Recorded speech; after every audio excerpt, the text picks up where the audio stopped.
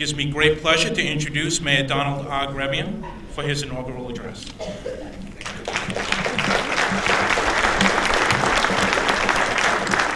Before I do, I want to just mention how proud I am to be mayor of the city. When we see our students and we have all our high schools represented, I want to thank you because it does mean a lot. Sometimes we forget what it's really about, but when we have that display of caring and passion, we want to thank you. So let's give them a round of applause.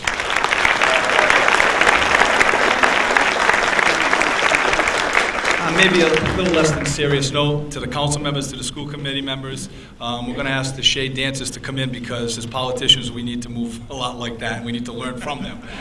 But thank you. Good evening, everyone, and thank you for being here tonight to express your support and your confidence in the future of our city.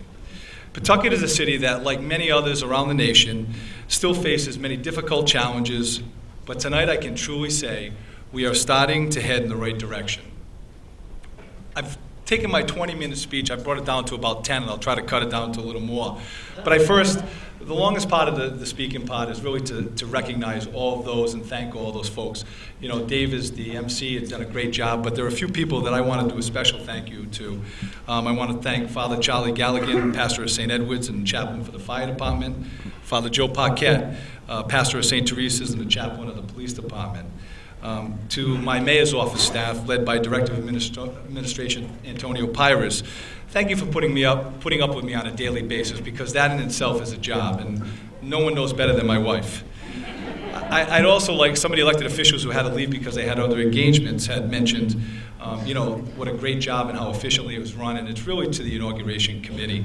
I'd like to recognize and say a special thank you to Rick Goldstein, who really doesn't do much. It's Michelle Hardy, who's the assistant city clerk, who does it all, but Rick gets to take credit. So to Michelle and to Rick and to their staff, and to Herb Weiss, who's here, who was involved in that, to Lamas, to Doug, and my staff as well, thank you very much. To my good friends, Maria Rainho, Dave Clemency, who I mentioned, as well as the city workers who put time and energy into this. I truly appreciate that.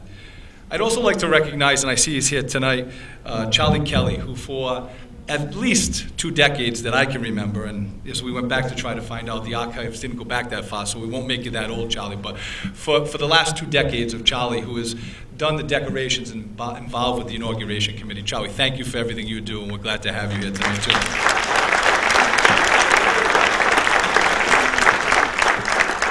To my wife, Laureen, and our children, Alexa and Connor, I know I don't say this enough. I get in trouble because I do tell you all the time that I love you, but I don't truly tell you how appreciative I am and how much I recognize all the sacrifices that you have to make on a daily basis.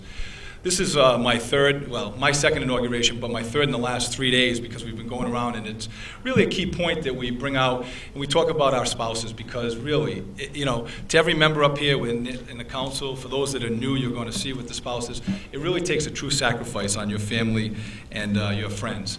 And without my wife and my children, and my mother, who, from day one has, done her job and got me this far, I want to say thank you, and I truly appreciate that.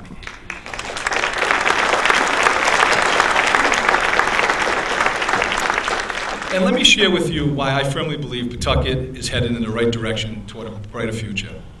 When my administration took over 2 years ago, we were confronted with $1 million in deficits, a $12 billion structural problem, and we continued to reduce it. Thanks to the hard work of a lot of skilled people and professional people, as well as the support of the City Council and the school committee, within 6 months we were able to reduce that budget deficit down to zero. We've had to make a lot of those tough choices and those tough decisions over the last 2 years, ranging from elimination of positions to having to raise taxes. And as an elected official, none of us want to raise taxes. But we had to balance the problems that we had. Our hardworking city employees have been asked to sacrifice and continue to do more with less. And they love hearing that from me, doing more with less, but it truly is. And while they're doing that, and it's hard to adjust, but they're maintaining the level of service that our taxpayers have come to grow and expect from us. I'm committed today, as I was 2 years ago when I took this oath of office, to change the culture in city government, ensuring the transparent process, and applying the best practices in decision-making process. It's not always easy. Being transparent and upfront is really difficult at times. It's not the easiest road that you take, but we have to. It's the right road to take as we move our city forward. Our first municipal budget that we submitted together was a balanced one. We, again, project that we're going to have a surplus this year. And hopefully we'll be able to reduce some of the spending and continue to do those tough decisions, because we have to in order to be ready for the next generation. We have been able to maintain the city's bond rating at stable, and the bond rating agent investment grade, which is really important. It's been a very difficult management act. You can ask the finance department. They do that all the time. But while we're doing that, we're always looking at the long-term picture and the structural, and how do we correct that structural problem. But the progress must continue without interruption to stay clear of bankruptcy or any other form of state takeover. That is truly important. That is what we watch on a daily basis. It's not the way you want to be, but it truly is where we are to be. And we have to be in these times. Progress takes time. My administration had made progress collectively, and again, with the support of the leadership on the council, the school committee members, and the school administration, the superintendent. A lot of those tough decisions have fallen on our backs and the backs of the workers and ratepayers. There have been many times that there have been differences of opinions from all of us. You've seen them in the papers at times. But we've been able to put our political obstacles aside and put those aside and really work in the best interest of the city and come to that common ground, and I truly appreciate that, and I look forward to another 2 years of that. We are now in a much better place because of the collaboration. It truly is. We also continue to work with the school department to help get their current budget back on track, because nothing is more vital, and they know this, nothing is more vital than the future of our children and making sure that we have the proper education. But dollars are tight, and it's a very tough balancing act, and I truly appreciate all the leadership and the tough decisions that have been made over there. Last year, myself, the council, and the school committee, we advocated and we supported the governor on his increase of the state aid and funding into the accelerated school funding formula. That's important to us. We all supported that. We were all there. We've gotten those accelerated dollars. We're going to be up there fighting at the State House with the legislature to get those even more advanced, because we have to.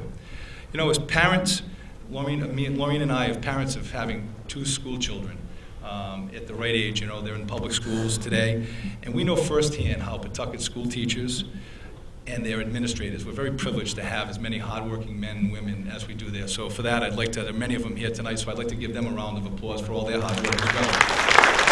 Thank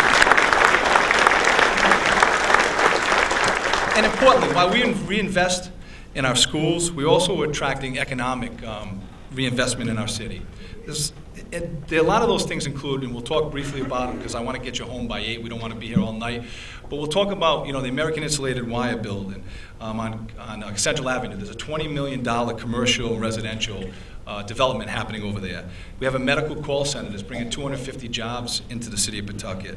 We have the new $6.7 million Blackstone Valley Community Health Center.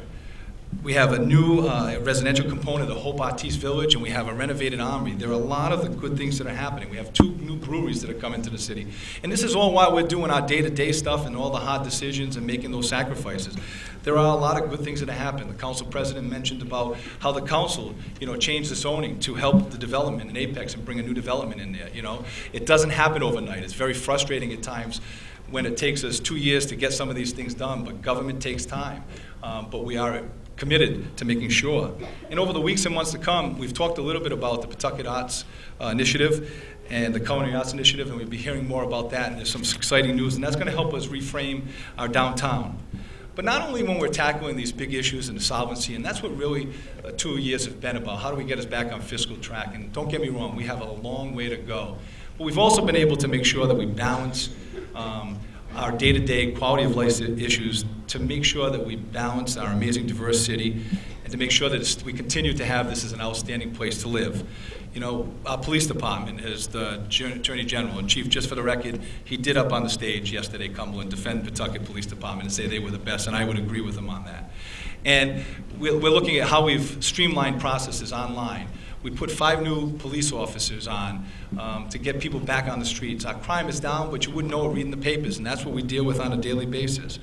We talk about focusing in on economic development and being transparent in the process. These are things that we need to make sure, but more importantly, we need to deliver true and meaningful investment back into our neighborhoods and back into our schools. I could go on because I take a lot of pride in the administration and what we've been able to do, but I feel very humbled by the work that many of us and many people around us have been able to do and the helping hands that have made it possible.